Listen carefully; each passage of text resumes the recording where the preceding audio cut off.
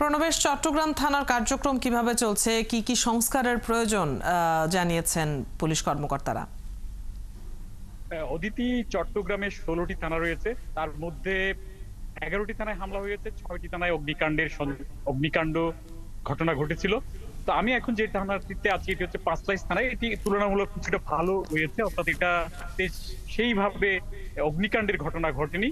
তবে এই থানাটির মতো অন্যান্য থানার পরিস্থিতি নয়। সবচেয়ে ব্যস্ততম থানা হচ্ছে কোতোয়ালির 8টি গাড়ি এবারের ছাত্র জনতার আন্দোলনের সময়, সরকার পতনের সময় অগ্নিকাণ্ডে এগুলো নষ্ট হয়েছে।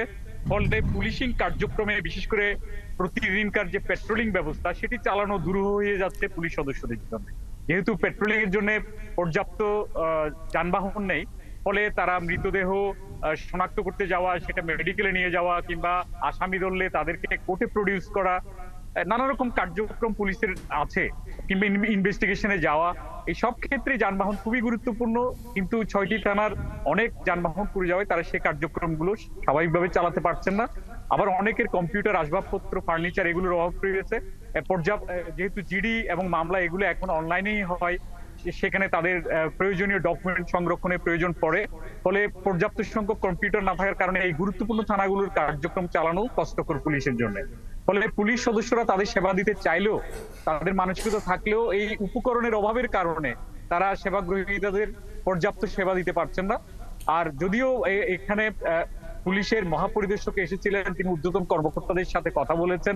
তারা বলছেন যেসব জায়গায় পেট্রোলিং কিংবা অন্যান্য ব্যবস্থা সেগুলোর জন্য বরাদ্দ হয়েছে, তো সেগুলো নিয়ে এই মাসের মধ্যে কিংবা আগামী মাসের মধ্যে যাতে সবগুলো অপারেশনাল করা যায় সেই ব্যবস্থা করা হচ্ছে। তাহলে প্রণবেশ, এরকম পরিস্থিতিতে সেবা প্রার্থীরা কি ধরনের ভোগান্তির সম্মুখীন হচ্ছেন? তারা কি কোনো অভিযোগ করছেন?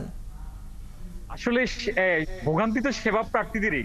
যখন একটি মরদেহ কোনো জায়গায় পড়ে থাকেন, তার আত্মীয় স্বজন সেটার জন্য ঘন্টার পর ঘন্টা অপেক্ষা করতে হয়, হাসপাতালে গিয়ে ঘন্টার পর ঘন্টা অপেক্ষা করতে হয়, সেটার যে আনুষঙ্গিক যে সুরতহাল রিপোর্ট কিংবা ময়নাতদন্ত সেগুলো পেতে অনেক সময় চলে যায়।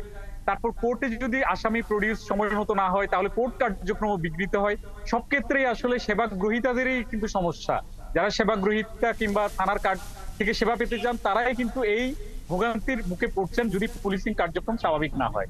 এর বাইরেও নিত্যদিনকার যে চুরি, ডাকাতি সহ নানান অভিযোগের যে নানান মামলাগুলো হয়, যদি কম্পিউটার না থাকে, সেগুলো যদি জিডি করা না যায়, মামলা করতে যদি বিলম্ব হয়, তাহলে সেবা প্রার্থীরাই কিন্তু পরোক্ষভাবে ক্ষতিগ্রস্ত হচ্ছেন, তার সময় ক্ষেপণ হচ্ছে। সব মিলিয়ে পুরো প্রভাব কিন্তু এটা সমাজের মধ্যে পড়ছে। এই জায়গা থেকে সকলেই অভিযোগ জানাচ্ছেন, যেমনটি আপনি বলছিলেন, এবং সংস্কারের কাজ নিশ্চয়ই সবাই প্রত্যাশা করছেন যে দ্রুততম সময়ে হবে। আপনাকে অনেক ধন্যবাদ প্রণবেশ, সবশেষ খবরগুলো জানিয়ে দেওয়ার জন্য। চট্টগ্রাম থেকে সহকর্মী প্রণবেশ চক্রবর্তী যুক্ত ছিলেন এতক্ষণ।